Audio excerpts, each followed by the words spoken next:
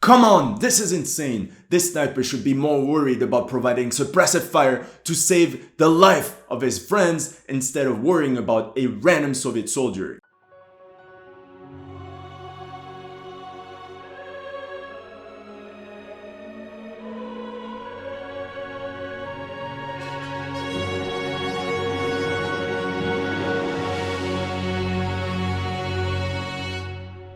Welcome to History Legends, and in this video we'll do a step-by-step analysis of another World War II short movie depicting the assault of German paratroopers against Soviet trenches. I already reviewed one of ParaLight WorX videos in the past, link is right here, and I'm very curious to see where they stand now.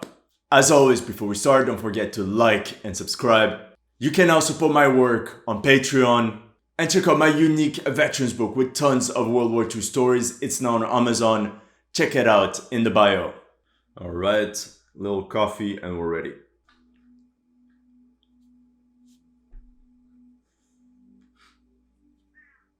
The aftermath of a battle. Soviet positions. Yes! Perfect! Beautiful! Excellent, I'm very happy. 10 seconds in, and I'm thrilled. That was one of my main criticisms in my previous video. They added a wooden bunker for the Soviet machine gun. They even added some leaves and branches on top of the bunker for extra camouflage. Well done. Well done. The reason why I stress this point is because Soviet soldiers were expert woodworkers. The moment Soviet infantry would hold an enemy position, they would dig in, cut trees and turn this into a small fortress. And this is exactly what we're seeing there. Beautiful.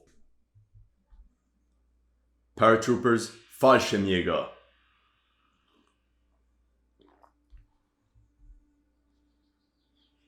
Okay.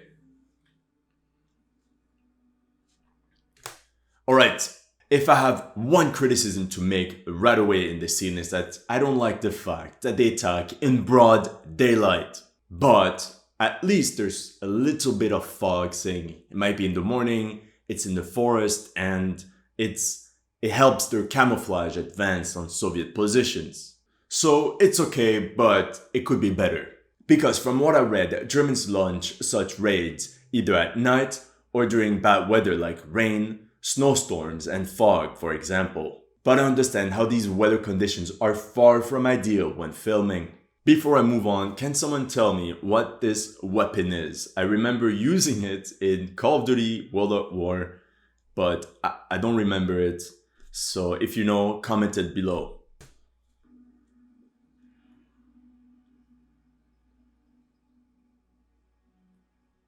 Sniper, perfect. Look, beautiful camouflage. But it's a bit weird that in a forest on the Eastern Front, there's a wall like this. Beautiful camouflage. Soviet positions look good, realistic.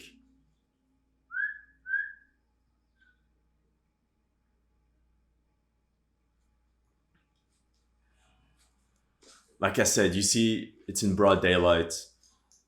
The Soviets don't have any sentries or people actually looking at what's going on. And the Germans, way too much undermanned. Okay, check this out. So this part with the grenade is good and bad at the same time. If you look closely, the grenade the paratrooper is cooking is a Soviet one. A typical German grenade, or the Stielhandgranate, looked like this. And were also nicknamed potato mashers for the obvious shape. Whereas Soviet grenades were more mainstream. During raids like portrayed in the short movie, the Germans would actually often use Soviet weaponry so they could remain light with less ammo and replenish on enemy positions. But the reason why I say it's good and bad is that from what I read, German assault squads would exclusively be equipped with Soviet machine guns and German grenades. So in the short film, they used the concept of mixing German and Soviet weapons properly, but they inverted. You know, it should be Soviet machine gun and German grenade, but they used German submachine gun and Soviet grenade.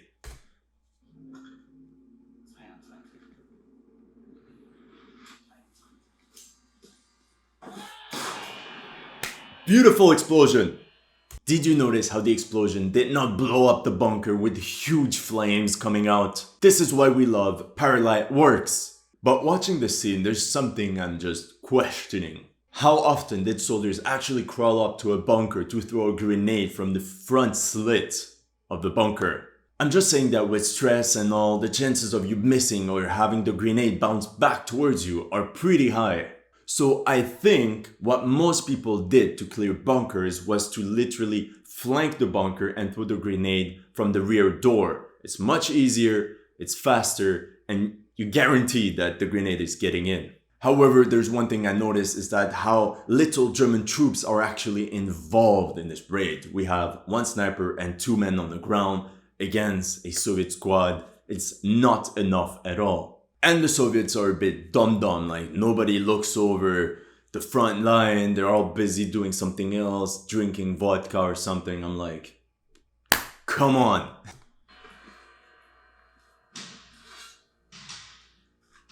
Okay, you see? This is where the guy should throw the grenade. He flanks the bunker, throws it in, and shoots at anyone coming out. Also, ideally, you wouldn't do this alone. You need people to cover you while you do this risky maneuver. I know it's very picky, but we can see that part of the forest is literally undefended. Couldn't the Germans move across this area and then flank Soviet positions instead of trying to crawl up this little hill in broad daylight? Let me know what you think actually. Maybe it's just me being super picky, you know. Okay,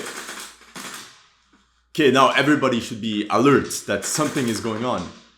Oh my god, why they're standing? I literally can't believe it. They're just standing waiting to get shot.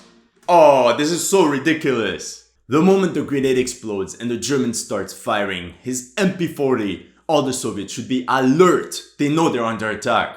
Now there were 2 options for the Soviet soldiers here. Number 1, either man the trenches and start shooting immediately, or number 2, if we want them to be standing still in the open, at least make them surrender.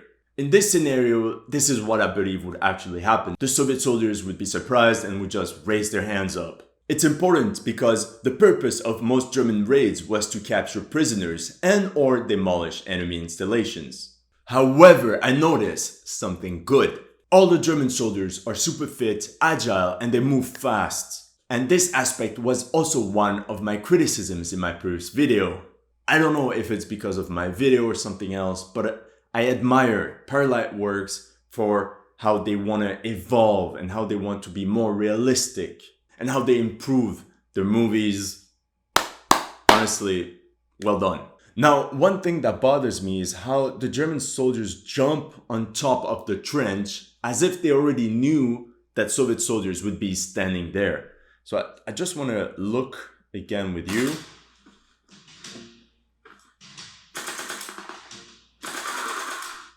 Yeah. Now, it's not that big of a deal, but I would have wished that something happened before that.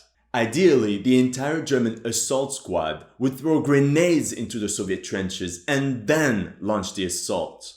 So now we can see how they're more Fallschirmjägers spread out and hidden. They should all throw grenades at the same time and then launch the assault. It would be fast and brutal. And then you can jump on top of the trench to clean up the remaining troops.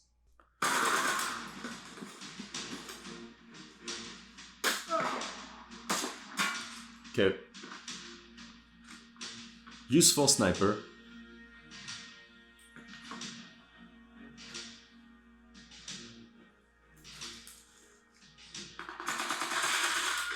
Oh my god!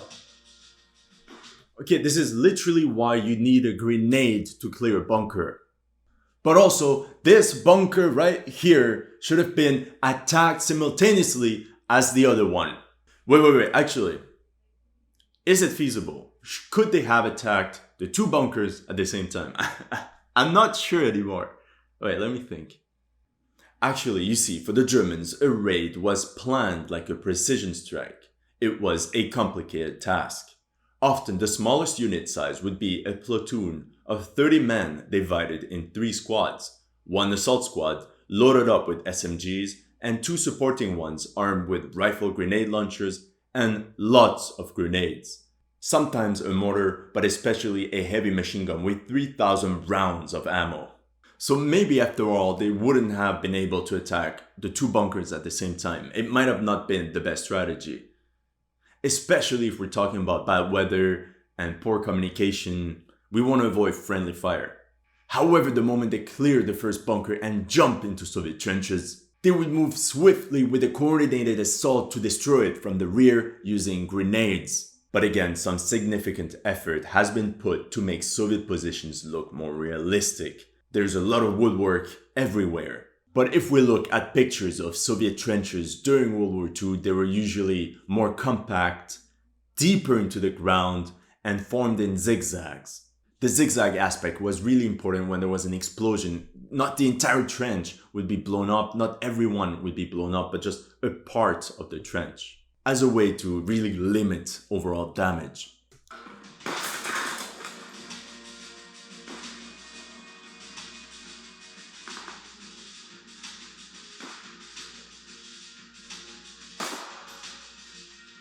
So in reality, this sniper would probably be a machine gun crew, which would actually provide real suppressive fire instead of this. This is like a video game again. You have time to aim.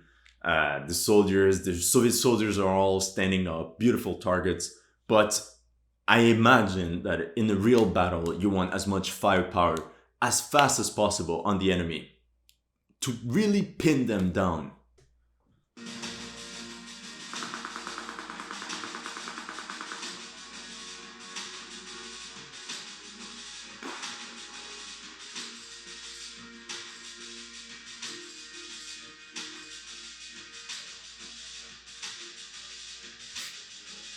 German good guys.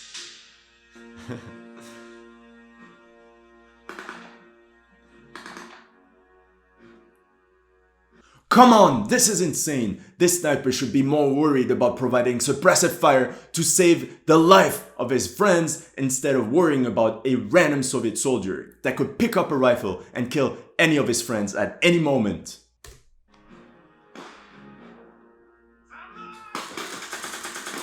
Wait, are they not done with this bunker already?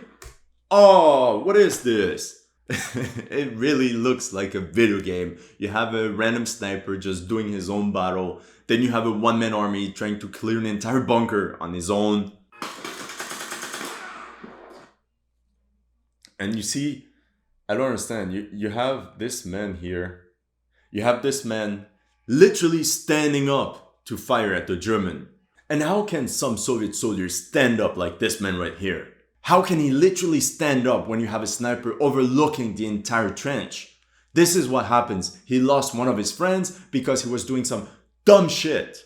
But honestly, a group of German soldiers could watch over the trench and make sure that no reinforcements are coming.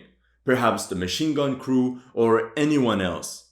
And I think I covered Soviet assault tactics, but I'm pretty sure German ones were pretty similar. You have some guys overlooking the trench while the other guys clear up the entire place. The goal here is to literally pin down the enemy so they can't fire back.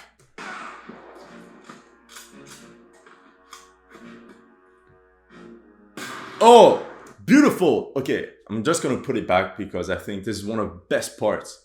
You see, from the side, German grenade, explosion, beautiful. But I feel the attack is a bit messy. We don't know what's going on. And we don't even know what's the purpose of this mission. So we know it's not about capturing prisoners because they kill everyone. And it's neither to blow shit up because they don't have demolition tools. So I just have a question. Was this attack necessary? Why couldn't the Germans just bombard this position with artillery? Was it so necessary to attack using infantry? In my opinion right now, what could have been a good mission for the Germans was to literally put on the map where every bunker is. Since they're camouflage, you can't see it from the sky and it's hard to see from far away. So you have German guys that have to infiltrate to put on the map where every MG position is, return, and then you bomb the shit out of this Soviet position. But maybe it would have been less entertaining. I don't know. I'm just saying what would have actually happened. From what I read, of course.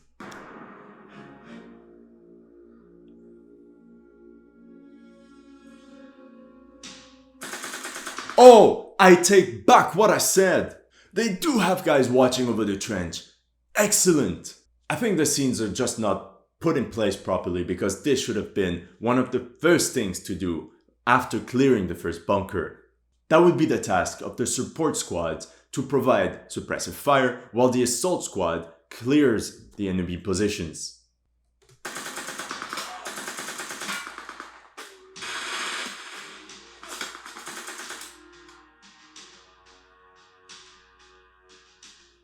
Okay, this confirms my theory. This scene should have been at the beginning. Why are they throwing a grenade now that the entire trenches are already cleared? Doesn't make sense. However, if you put the scenes back in order like they should, then it gets much better and much more realistic like this. You see, a raid is really about shock and awe. If you take too much time, you have reinforcements up your butt within a few minutes, and then the raiding party is in real danger. Okay, he says, escape now, go away now.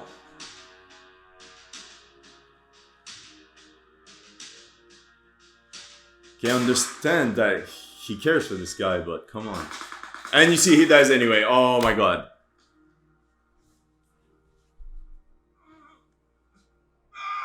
Oh my god, this is so ridiculous. Why didn't he yell like this when his friend got killed? Oh, oh my god. One interesting thing about this video is that I was wondering if it's even realistic to have German paratroopers fighting on the Eastern Front. And I was gladly surprised to learn that yes, it did happen in 1941, 1942, up to 1943 mostly. And then I believe German paratroopers were removed from the Eastern Front. There's one thing I always thought about is that the Germans did not want to launch more airborne operations because of how deadly the assault on Crete was.